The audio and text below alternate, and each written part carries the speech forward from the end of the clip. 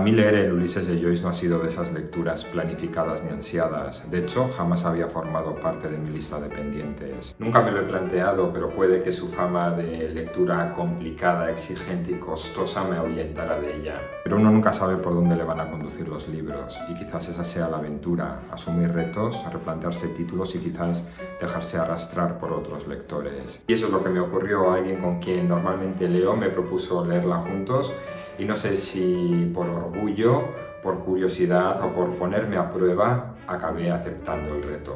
Durante las últimas semanas he leído Ulises y no he perecido en el intento. Si os quedáis, os cuento mi experiencia con esta obra titánica. Bienvenidos a Palabra del Lector.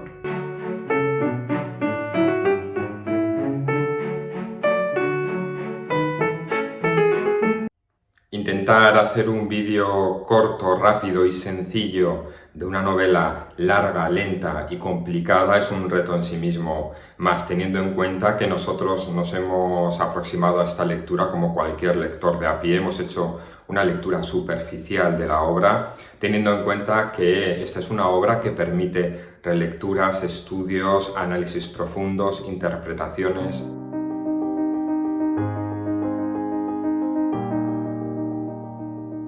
Ulises, el título hace referencia al héroe mitológico de la Odisea de Homero. El autor hace paralelismos entre los personajes y los capítulos, por lo que se entiende que si previamente hemos leído o estudiado la Odisea, tendremos más facilidad para entender el contenido de la novela.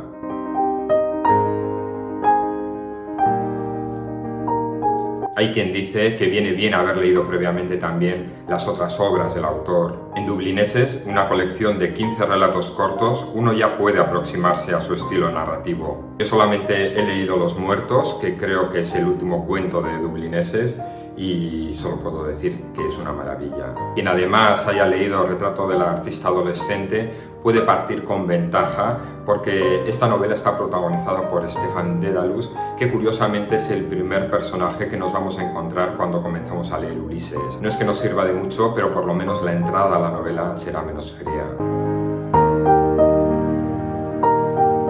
Todo esto, como digo, puede ayudar, pero no es suficiente para dominar la lectura. Y es que lo primero que tenemos que tener claro cuando comenzamos a leer Ulises es que esta novela va a requerir un esfuerzo de comprensión por nuestra parte. Y es que además, esta era precisamente la intención del autor cuando creó esta obra: ponernos las cosas difíciles creando una novela poco convencional.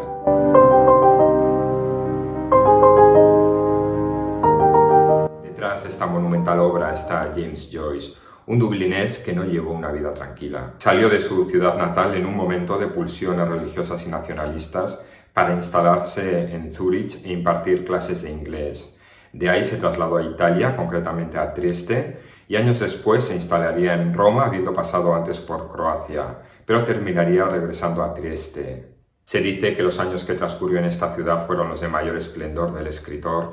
Quizás se sentía libre de las rigideces de su país.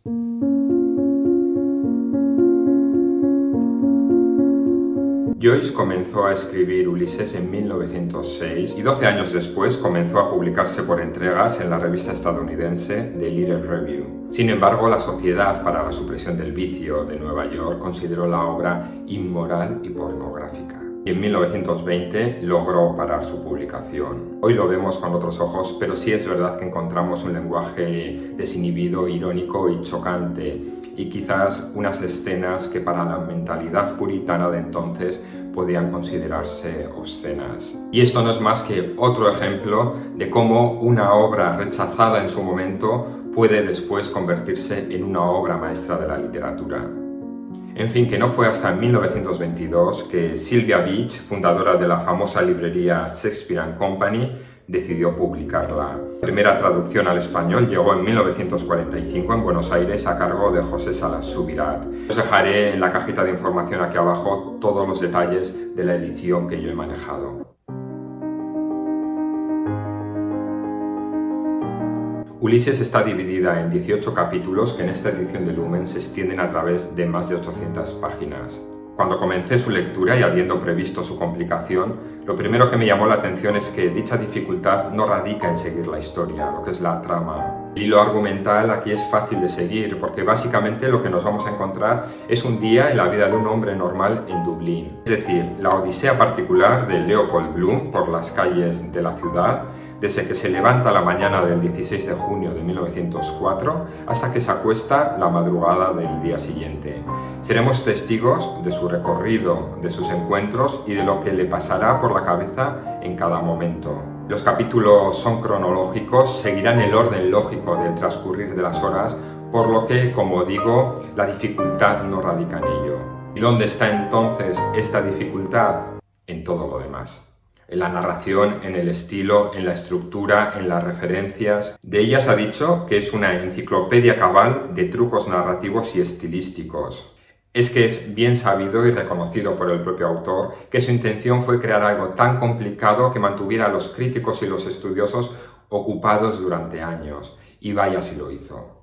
Estamos ante una obra experimental que rompió con todos los cánones narrativos establecidos en aquella época. Y así es, según vamos avanzando en la lectura y vamos avanzando capítulos, lo primero que descubrimos es que cada capítulo está creado con un estilo, con un ritmo, con una forma narrativa, con un lenguaje y una estructura totalmente diferente. Por lo que encontraremos capítulos que nos resultarán un poco más accesibles y capítulos que se nos atragantarán un poco más. Dependerá, supongo, del background y el perfil de cada uno de nosotros.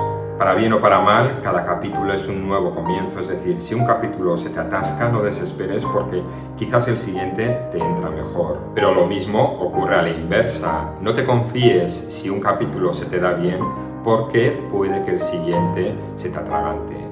Se sabe que Joyce, al escribir esta novela, quiso innovar, quiso experimentar, y una de las técnicas narrativas más importantes que introdujo en ella fue el flujo de conciencia o el monólogo interior. Que a ratos nos volverá locos, porque los pensamientos de los personajes fluirán libres y se mezclarán con la narración.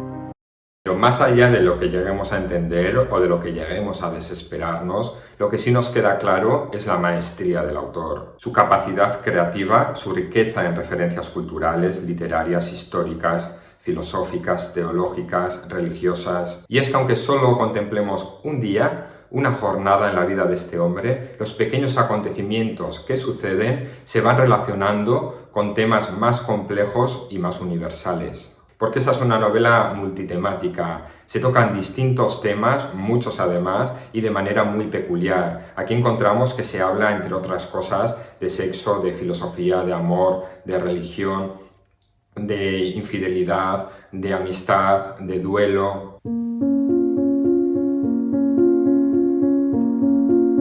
El 21 de septiembre de 1920, James Joyce escribió a su amigo Carlo Linati para decirle lo siguiente: en vista del enorme volumen y de la más que enorme complejidad de mi maldita novela Monstruo, es mejor mandar una especie de resumen, un esquema para uso doméstico solamente.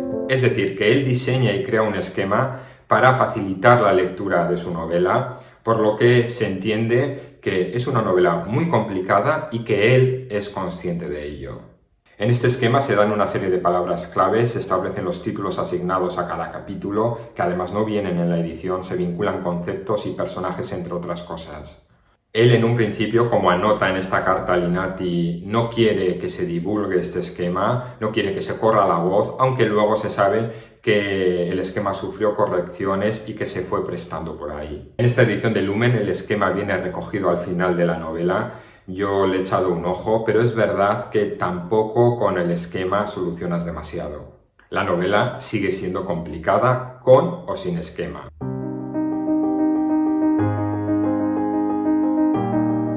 Para mí leer Ulises ha sido una experiencia muy intensa. Primero por la propia lectura, no deja de ser una novela muy larga, pero segundo por su complejidad, como ya he dicho. Es una novela cargada de información, de simbología, de referencias, de un lenguaje muchas veces complicado, de una estructura de capítulos muy cambiante. Personalmente me ha llevado en muchas ocasiones a tener que pedir sopitas fuera de la novela y buscar contenido. Lo bueno es que hoy en día disponemos de un montón de vídeos, de reseñas, de comentarios, de análisis que además están muy bien y que además yo he disfrutado mucho de que otras personas que saben mucho más y que han estudiado la novela muy bien, nos cuenten sus impresiones y nos desvelen aquello a lo que nosotros no alcanzamos con nuestra propia lectura. También me ha servido para revisitar la Odisea. Si ya es una lectura que a mí personalmente me da mucho pie a marcar en el libro, a tomar anotaciones, a buscar información fuera de la lectura. Además, recordad, como os he dicho, que es una lectura que yo he llevado a cabo conjuntamente, por lo que después de cada capítulo tenía que preparar lo que iba a comentar y tenía que entender lo que había leído y entender lo que quería comentar, o por lo menos aportar mis dudas ante lo que no había leído. Porque es una lectura que durante varias semanas ha ocupado el 100% de mi tiempo lector y mucho de mi tiempo no lector también. Y la gran pregunta, ¿me ha gustado Ulises? Me ha gustado leerla, me ha gustado, como ya he comentado, nutrirme de lo que otros más estudiosos y más entendidos han comentado sobre ella. Me ha gustado poder tener una impresión de primera mano de lo que es esta obra. Hay capítulos que me han gustado más, otros que me han resultado duros de roer y otros que me han sorprendido. Lo que sí tiene es un último capítulo que me ha parecido maravilloso y que pone el broche final a esta obra colosal. Y lo que sí me ha hecho es pensar mucho y admirar a Joyce por el trabajo que requiere esta novela. Y la siguiente gran pregunta, ¿la recomiendo? ¿Recomiendo su lectura? Sinceramente, no. Para eso creo que ya está la crítica literaria y los estudiosos de la novela, porque ya sabemos todos que es una obra sin duda muy avalada. Pero no me malinterpretéis, no la recomiendo como puedo recomendar ligeramente cualquier otra novela por aquí.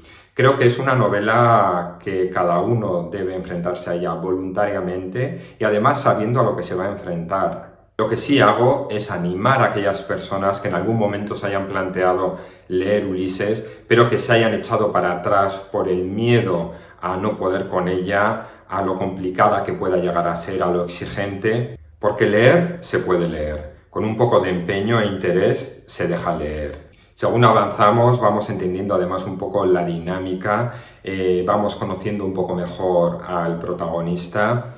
Y en caso de que nos perdamos o que por nuestros propios medios no podamos desbloquearnos, siempre tenemos información y documentación y contenido fuera de la novela que nos pueden echar una mano y en donde podemos apoyarnos. Además, creo que es una de esas obras en las que cada uno vamos a tener una experiencia totalmente diferente y personal.